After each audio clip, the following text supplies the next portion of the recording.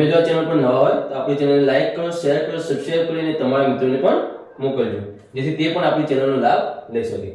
આજે આપણે વાત કરવા જઈ રહ્યા છીએ સ્વાધ્યાય 10.2 ના પ્રશ્ન નંબર 8 અને 9 વિશે. તો પ્રશ્ન નંબર 8 અને 9 માં શું કરવાનું? તો પ્રશ્ન નંબર 8 ની રકમમાં એવું કહેવામાં આવ્યું છે કે જેની દરેક બાજુનું માપ કેવું હોય 8 મીટર. કેટલું હોય? 8 મીટર. તેવા નિયમિત ષટકોણની, શેની વાત કરીએ? ષટકોણની. ષટકોણ આવ્યું. હવે પરિમિતિમાં કીધું તું જ્યારે તેની થિયરી ભણતા હતા ત્યારે કે ષટકોણ આવે તેની કેટલી બાજુ હોય? 6. તો આ ષટકોણ બનાવી દઈએ.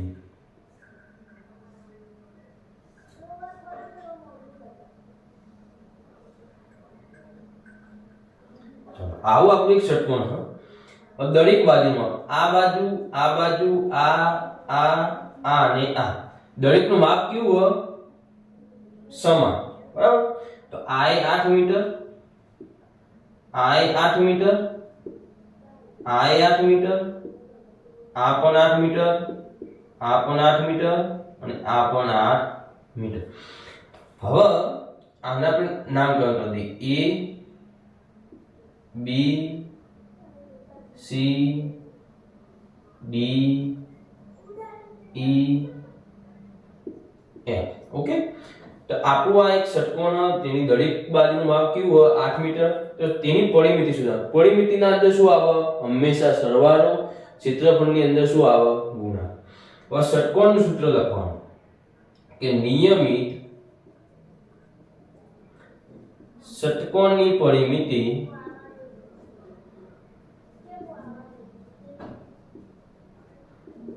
આપણે શું કીધું તું? બાજુ કેટલીની? 1 2 3 4 5 અને 6. તો 6 ગુણ્યા શું કરી દેવાનું? L. L મતલબ શું થાય? લંબાઈ. તમને લંબાઈ કેટલી આપી? 8 મીટર. તો 6 ગુણ્યા કેટલા થઈ ગયા? 8. તો 6 ઠા 48 મીટર.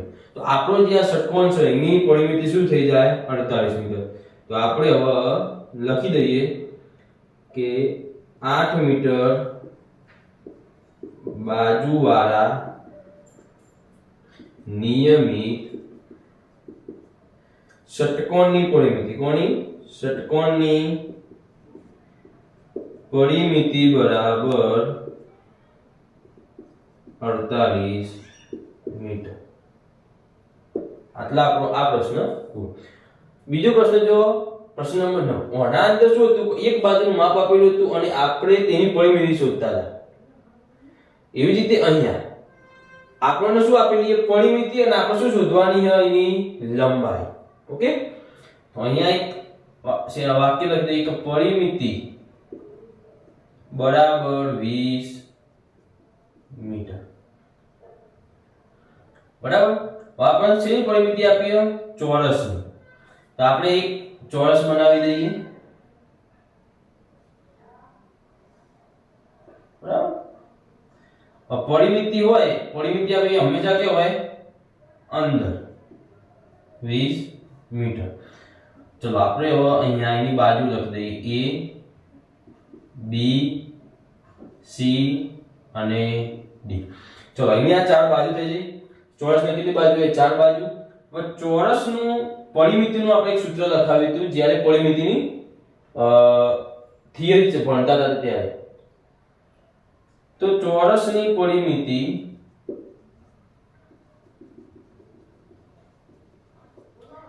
બરાબર 4L. 4L. હવે પરિમિતિ મને કેટલી આપી છે?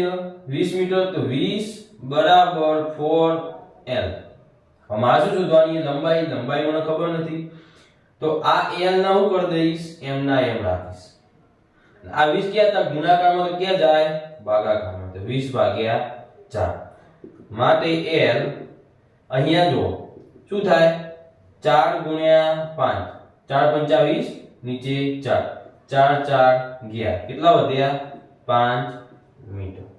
તો આ આપણી શું થઈ ગઈ? આ ચોરસની એક બાજુનું માપ કેટલું મળ્યું આપણને? 5 મીટર. તો આપણે એક વાક્ય લખી દઈએ કે ચોરસની એક બાજુનું માપ માપ 5 મીટર થાય. તો અહીંયા આપણો પ્રશ્ન નંબર 8 અને 9 પૂર્ણ થાય છે. તમને કોઈ ડાઉટ હોય તો તમે કોમેન્ટ સેક્શનમાં જણાવજો. તમને અહીંયા પ્રશ્ન નંબર 10 અને 12 આપેલો છે.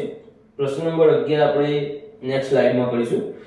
તો પ્રશ્ન નંબર 10 ની અંદર શું કહેવામાં આવે છે કે નિયમિત પંચકોણની પરિમિતિ કેટલી આપી હોય? 100 સેમી. શું હોય? પંચકોણ. તેની દરેક બાજુની લંબાઈ શોધો.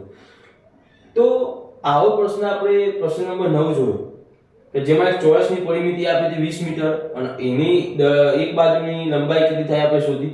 તે જ રીતે અહીંયા પણ કરી દઈએ, પંચકોણ બનાવી દઈએ.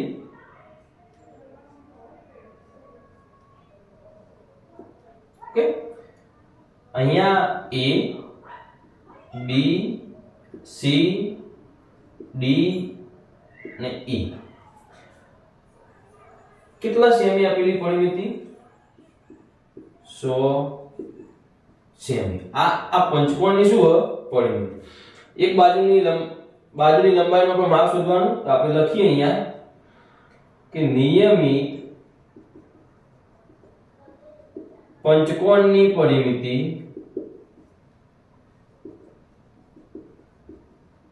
બરાબર 5L. ઓકે, તો નિયમિત પંચકોણની પરિમિતિ કેટલી આપી આપણને? 100 સેમી. તો આવું માટે તો કરી જ દેવાનું. ઓકે, તો 100 = 5M. માટે આપણે L જુઓ તો L એમના એમ અને 100 આ ગુણાકારમાં તો કે જતા રહે ભાગાકારમાં. માટે L બરાબર ઓના ભાગ પાડ 100 ના તો 20 5 100 નીચે 5 5 5 ગયા તો આપણો જવાબ શું આવ્યો? 20 સેમી. તો આ આપણો શું થઈ ગઈ? એક બાજુની લંબાઈ. અહીંયા એક વાક્ય લખી દેવાનું કે નિયમિત પંચકોણની દરેક બાજુની લંબાઈ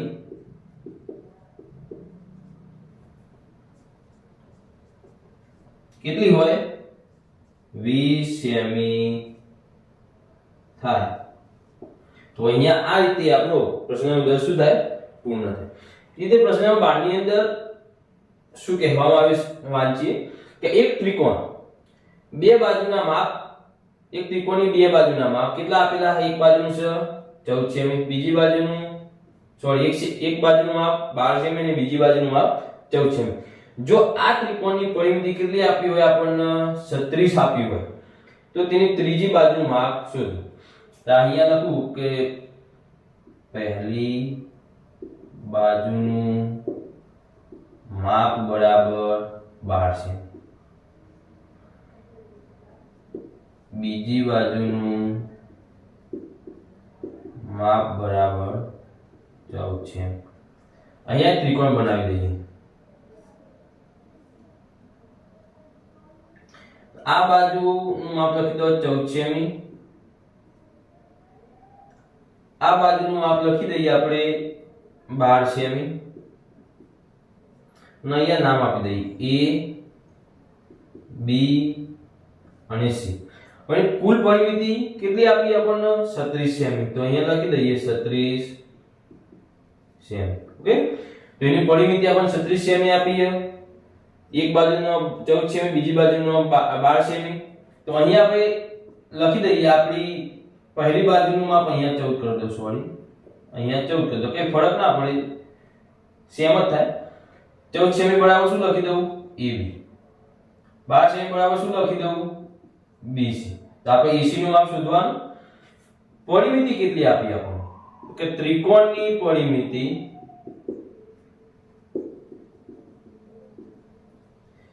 કેટલી છે? 36 સેમી. જ્યારે અનિયમિત ત્રિકોણ આપેલું હોય, જે સમબાહુ ત્રિકોણ ના હોય કે જેની બાજુના માપ અલગ અલગ હોય, તો શું કરવું? તો એનું સૂત્ર આવું બને તો ત્રિકોણની પરિમિતિ બરાબર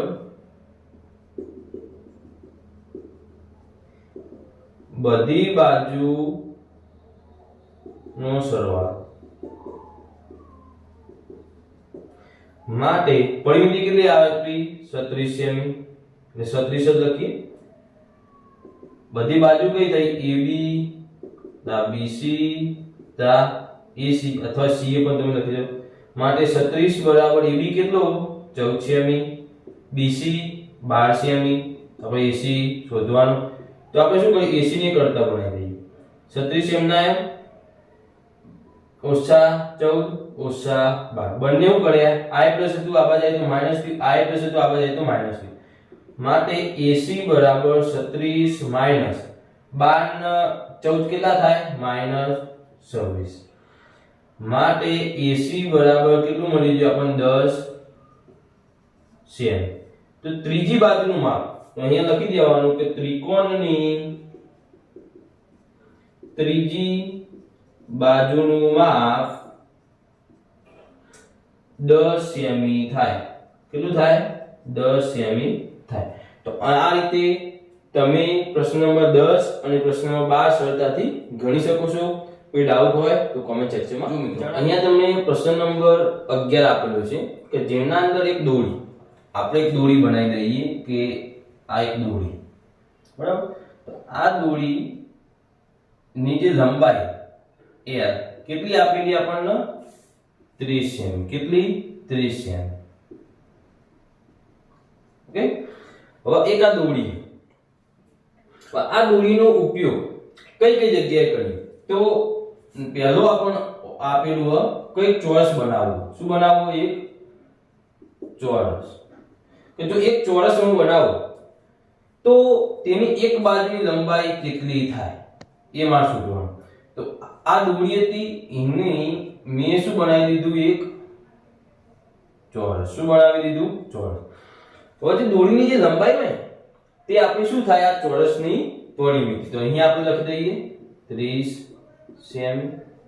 એટલે બિંદુ આપી દઈએ આપણે A B C D. Okay. હવે ચોરસ, તો ચોરસનું પરિમિતિનું આપણે સૂત્ર લખવાનું કે ચોરસની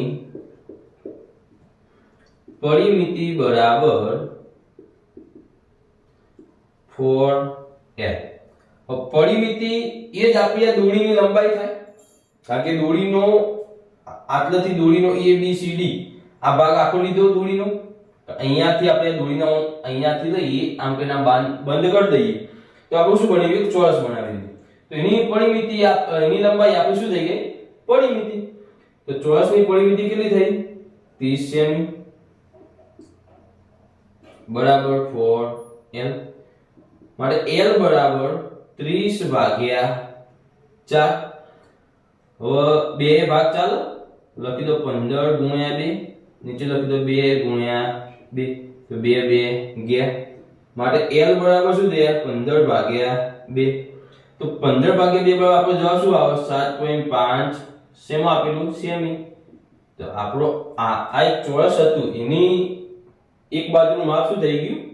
12 સેમી. તો અહીંયા હું લખી દઉં કે ચોરસની એક બાજુનું માપ 7.5 સેમી થાય. ઓકે. એ જ રીતે હવે બીજો જોઈએ સમબાજુ ત્રિકોણ. તો બીજો B બરાબર શું કીધું? એક સમબાજુ ત્રિકોણ. એક સમબાજુ ત્રિકોણ. ઓકે. સમબાજુ ત્રિકોણ, સમબાજુ આપણે કીધેલું કે સમબાજુ એટલે સમ એટલે સમાન બાજુ, સમાન બાજુ વાળો ત્રિકોણ કે જેની ત્રણેય બાજુ કેવી હોય? સમાન. A B અને C. ચલો હવે એની પણ પરિમિતિ કેટલી થઈ જાય? 30 સેમી. કઈ રીતે? કે જે દોરી હતી એ જ દોરીનો ઉપયોગ કરીને આપણે શું બનાવી? એક સમબાજુ ત્રિકોણ બનાવી. સમબાજુ ત્રિકોણનું સૂત્ર શું હતું? કે એક સમબાજુ ત્રિકોણની પરિમિતિ બરાબર કેટલું થયું 3l. તો ત્રિકોણની પરિમિતિ કેટલી છે 30 સેમી. તો 30 બરાબર 3l. માટે l બરાબર કેટલું થઈ ગયું 30 ભાગ્યા 3. તો 10 ગુણ્યા 3 ભાગ્યા 3. 3 3 ગયા. માટે l બરાબર કેટલું મળી ગયું આપણને 10 સેમી. ઓકે, આપણે લખી શકીએ કે એક સમબાહુ ત્રિકોણ સમબાહુ ત્રિકોણની એક બાજુનું માપ કેટલું થાય. અહીંયા લખી દઉં કે સમબાજુ ત્રિકોણની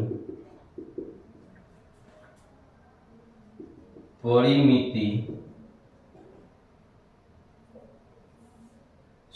સમબાહુ ત્રિકોણની એક બાજુનું માપ કેટલું મળ્યું આપણને 10 સેમી. 10 સેમી થાય. હવે અહીંયા શું જોવાનું આપણે c શું કીધું છે આપણને કે ષટકોણ નિયમિત ષટકોણની રચના. કે નિયમિત ષટકોણ. નિયમિત ષટકોણ કેવો હોય આ રીતે આપણે એક નાનો ષટકોણ બનાવી દઈએ. ઓકે, ચલો આની બાજુ લખી દઈએ a b c d e f. કેટલી બાજુ થઈ 1 2 3 4 5 ને 6. આની પણ પરિમિતિ કેટલી હોય દોરીની લંબાઈ જેટલી 30 સેમી. તો અહીંયા આપણે સૂત્ર લખવાનું કે નિયમિત ષટકોણની પરિમિતિ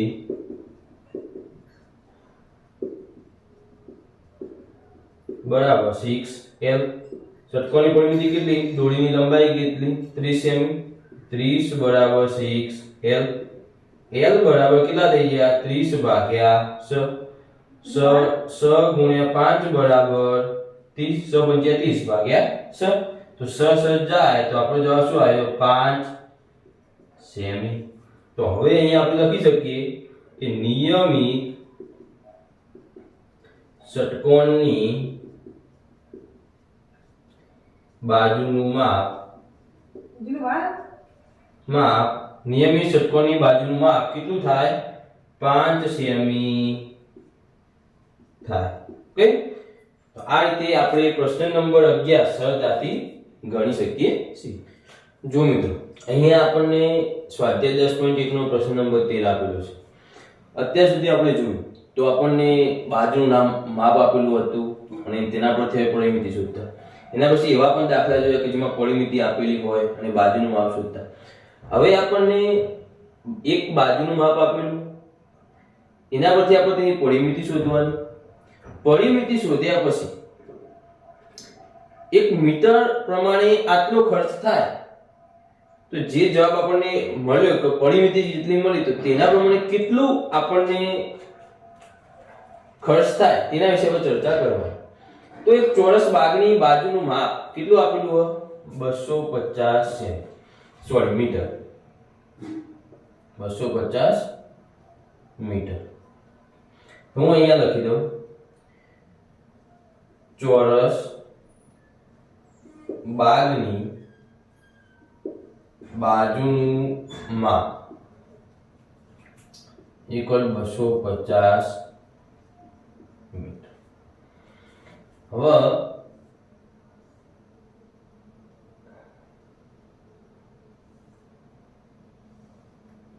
આવો એક ચોરસ છે અને આ શું હોય એક ચોરસ બાગ. ઓકે, આ બાગની એક બાજુનું માપ એટલે આ બાજુ લઈ લઈએ આપણે કે 250 મીટર. 250 મીટર. ચોરસ હોય એની ચારે બાજુ કેવી હોય સરખી. આ પણ કેટલું થઈ ગયું 250 મીટર. આ પણ 250 મીટર અને આ પણ કેટલું થઈ જાય 250 મીટર. તો આપણે ચારે બાજુનું માપ કેટલું થઈ ગયું 200. પરિમિતિનું સૂત્ર લખી દઈએ.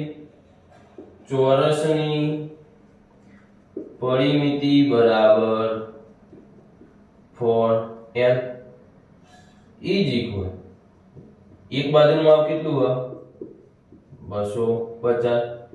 25 ચોક 100 આપણો જવાબ શું થઈ જાય 1000 મીટર. ઓકે, તો આપણે ચોરસની પરિમિતિ કેટલી મળી? ચોરસની પરિમિતિ 1000 મીટર.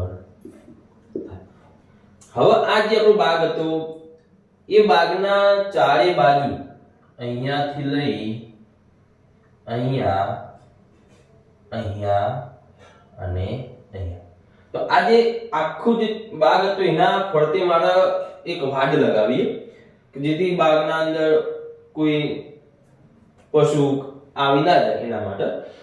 તો 1 મીટર હું લગાવું વાડ તો એનો મારે 20 રૂપિયા ખર્ચ થાય. તો 1000 મીટર છે મારી આ બાગની પરિમિતિ.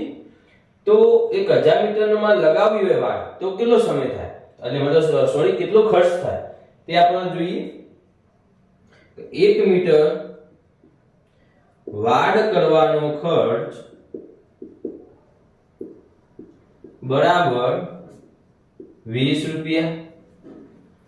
માટે 1000 મીટર વાડ કરવાનો ખર્ચ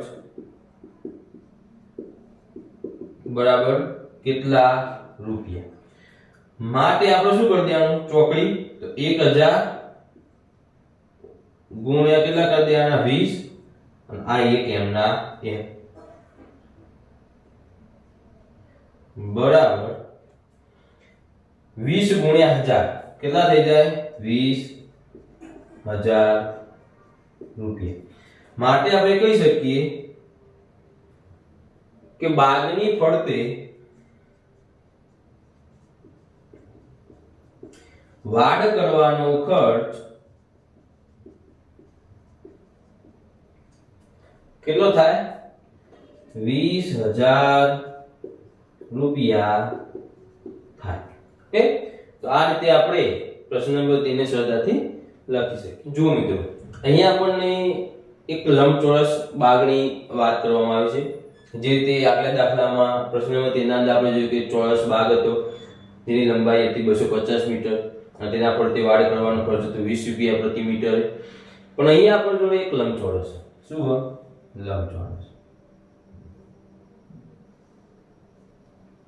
ઓકે, લંબચોરસની લંબાઈ ગણીએ તો 175 મીટર. એટલે સામસામેની બાજુ લંબચોરસમાં કેવી હોય? સરખી. અને પહોળાઈ 125 મીટર. કેટલી? 125 મીટર. ઓકે, તો આ લંબચોરસ બાગ છે. લંબચોરસ બાગની લંબાઈ અને પહોળાઈના માપ તમને આપી દીધેલા. એટલે લખી દઈએ કે લંબચોરસની લંબાઈ L બરાબર 175 મીટર. લંબચોરસની પહોળાઈ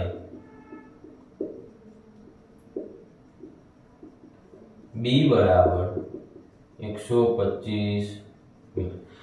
હવે આપણે શું કરવાનું? જે રીતે ચોરસ માટે કરી તેવી જ રીતે લંબચોરસ માટે કરી દઈએ.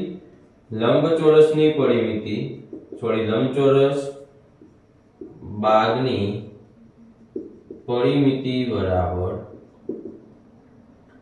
2L plus B. આપણા એક લંબચોરસ ની પરિમિતિનું સૂત્ર બરાબર 2. L કેટલો હોય? 175.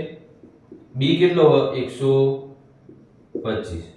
તો 2 200 ને 100 300 બરાબર 600 મીટર. તો આ જે લંબચોરસ બાગ હતો એની પરિમિતિ કેટલી થઈ? 600 મીટર. તો અહીંયા લખી દઈએ કે લંબચોરસ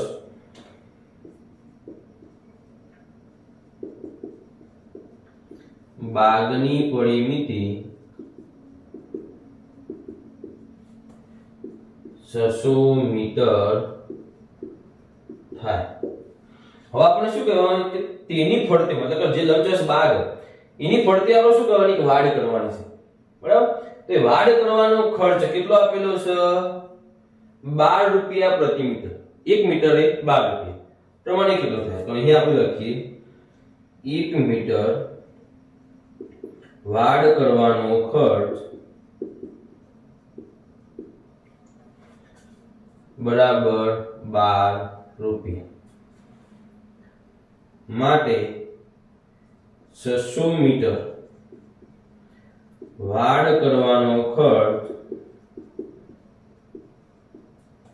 બરાબર કેટલા રૂપિયા? હવે શું થશે? ચોકડી ગુણાકાર 600 ગુણ્યા 12 ભાગ્યા 1 બરાબર 12 સમ 72 બે શૂન્ય એમના એમ રૂપિયા શું થઈ ગયા? રૂપિયા. તો હવે અહીંયા હું લખી શકું કે લંબચોરસ બાગની ફરતે વાડ કરવાનો ખર્ચ 7200 રૂપિયા થાય. તો આજના પ્રશ્ન નંબર 8, 9, 10, 11, 12, 13 ને 14 માં તમને કોઈ ડાઉટ હોય તો તમે કોમેન્ટ સેક્શનમાં જણાવી શકો છો. અને હજુ પણ તમે આપણી ચેનલને લાઈક શેર સબસ્ક્રાઇબ ના કરી હોય તો લાઈક શેર સબસ્ક્રાઇબ કરી અને તમારા બીજા મિત્રોને પણ મોકલો જેથી તે પણ આપણી ચેનલ લાભ લઈ શકે.